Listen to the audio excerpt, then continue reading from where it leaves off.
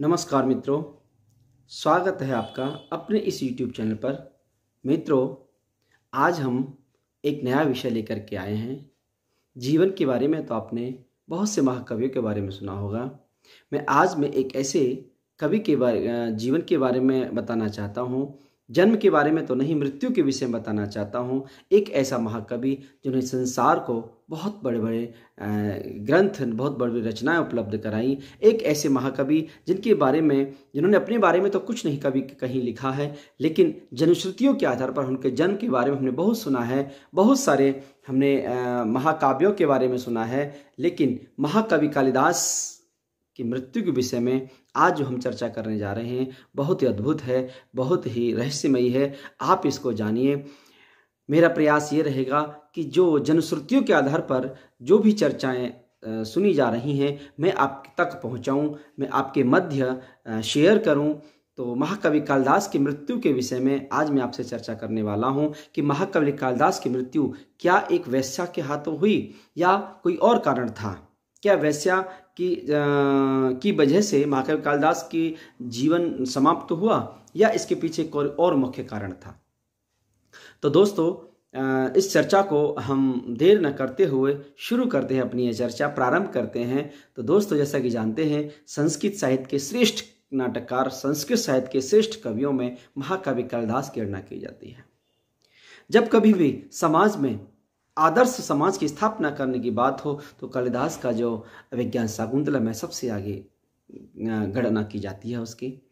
और संस्कृत साहित्य में इतना उन्होंने महाकवि कालिदास का जो योगदान है वो एक व्यक्ति या एक धर्म के लिए नहीं है, वो संसार के संपूर्ण मानवों के लिए, संसार की संपूर्ण मानव जाति के लोक कल्याण के लिए ये सब शास्त्र, ये सब सारे ग्रंथ मानव जाति के कल्याण के लिए ही हैं। और ऐसे उस महान कवि की मृत्यु के बारे में जब आप सुनेंगे तो आपका भी हृदय बहुत ही भाव से विभोर हो जाएगा कि एक श्रेष्ठ नाटककार, श्रेष्ठ महाकवि की मृत्यु इतनी दर्दनाक हो सकती है। उनकी मृत्यु तो बड़ी सुखमय होनी चाहिए थी। उनकी मृत्यु क्या एक वेश्या के हाथों क्यों हुई? इसके पीछे कारण है कि कभी भी मनुष्य के लिए कुपात्र को सामान्य दान तो क्या, शिक्षा का दान भी नहीं देना चाहिए, क्योंकि अपात्र को दिया गया दान बड़ा विनाशकारी होता है। और वही आज कालिदास के साथ, वही महाकवि कालिदास के साथ हुआ। पूर्व में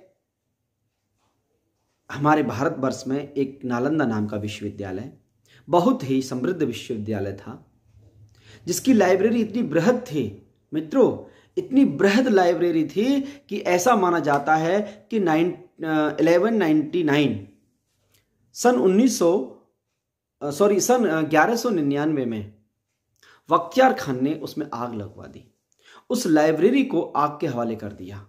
और मित्रों, इतनी बड़ा विपुल वहां ग्रंथ, विपुल साहित्य की आग जलते थे, 6 महीने तक आग जलती रही, लेकिन वो लाइब्रेरी की पुस्तकें जलने का, नष्ट होने का नाम नहीं ले रही थी। ऐसे महान कवि, ऐसे महान साहित्यकार महाकवि कालिदास वहां के छात्र थे। मित्रों, वो इतना बड़ा विश्वविद्यालय था कि विश्व के बड़े बड़े देशों के विद्यार्थी वहां अध्ययन करने आते थे। सिंघल द्वीप के राजा के पुत्र कुमारदास भी वहां अध्ययन करने आए हुए थे, जो आज श्रीलंका में है। आज उसको श्रीलंका कहा जाता है, श्रीलंका में श्रीलंका ही उसको कहा जाता है। ऐसे सिंघल द्वीप के राजकुमार कुमारदास भी संस्कृत साहित्य के बड़े विद्वान थे, और दोनों, कालिदास और कुमारदास दोनों में घनिष्ठ मित्रता थी। अध्ययन किया, विद्वान हो गए। कालिदास चंद्रगुप्त द्वितीय के नवरत्नों में श्रेष्ठ रत्न के रूप में जाने लगे। उधर कुमारदास ने अपना राज्य संभाल लिया और वह वहां जाकर के अपने राज्य काज करने लगे। लेकिन जैसे ही जब उनका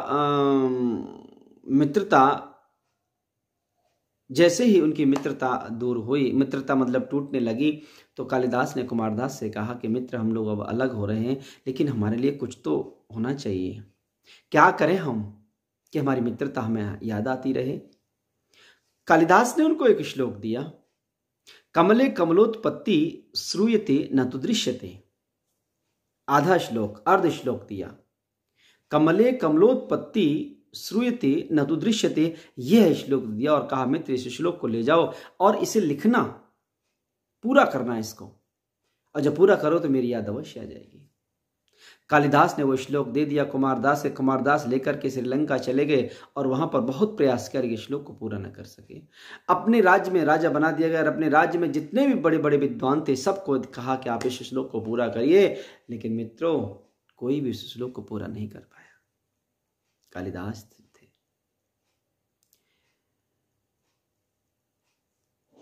पाश्चात्य विद्वान शेक्सपियर से हम कालिदास की तुलना नहीं कर सकते हैं। ये एक नहीं कई शेक्सपियर ला खड़ा कर दोगे ना, तब भी सब कालिदास से छोटे रह जाएंगे। तो कुमारदास को जब कालिदास की याद आई तो उन्होंने कहा कि इस श्लोक को पूरा करो।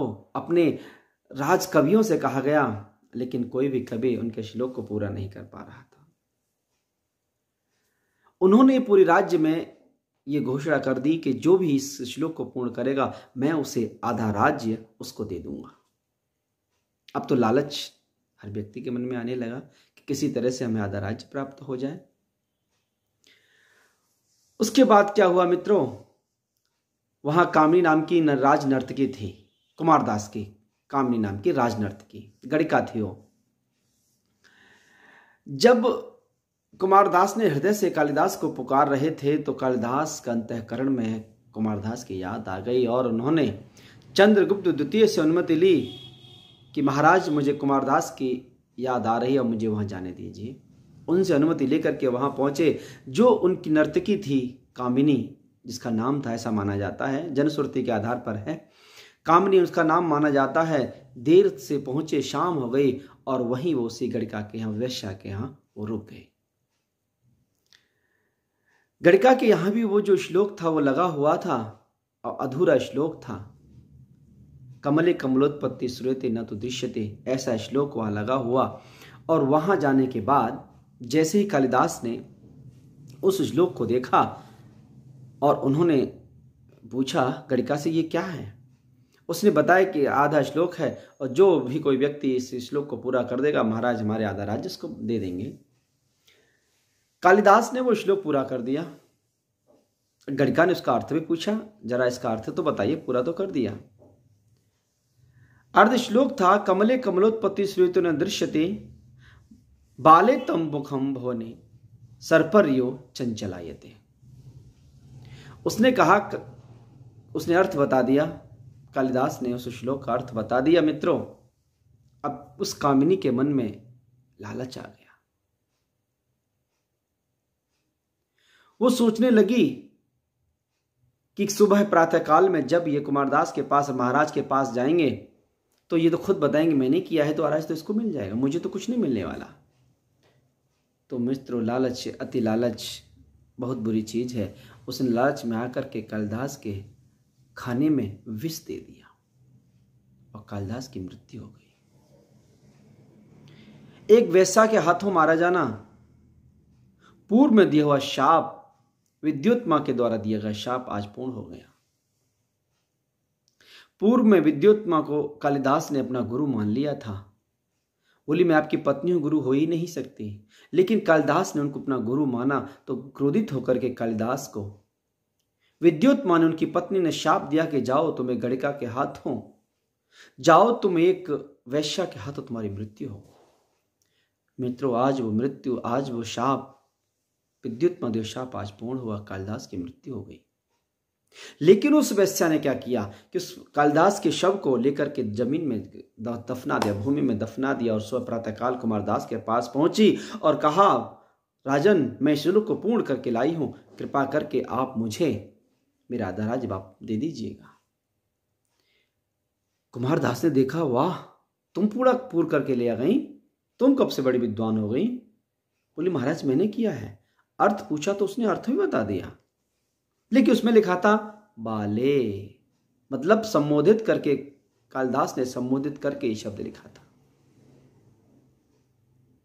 चोरी पकड़ी गई, दबाव डाला गया, बताया कि मेरे एक अतिथि आए हुए थे भगवान और उन्होंने पूर्ण कर दिया और मैंने लालच में आकर के मैंने उनको जहर दे दिया, विष दे दिया, उनकी मृत्यु हो गई। राजा ने कहा कौन व्यक्ति थे।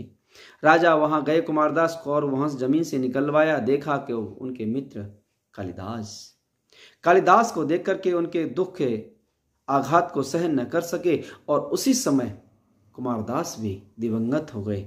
मित्रों, कालिदास भी स्वर्गलोक के लोग गौलोकवासी हो गए, मृत्यु को प्राप्त हो गए।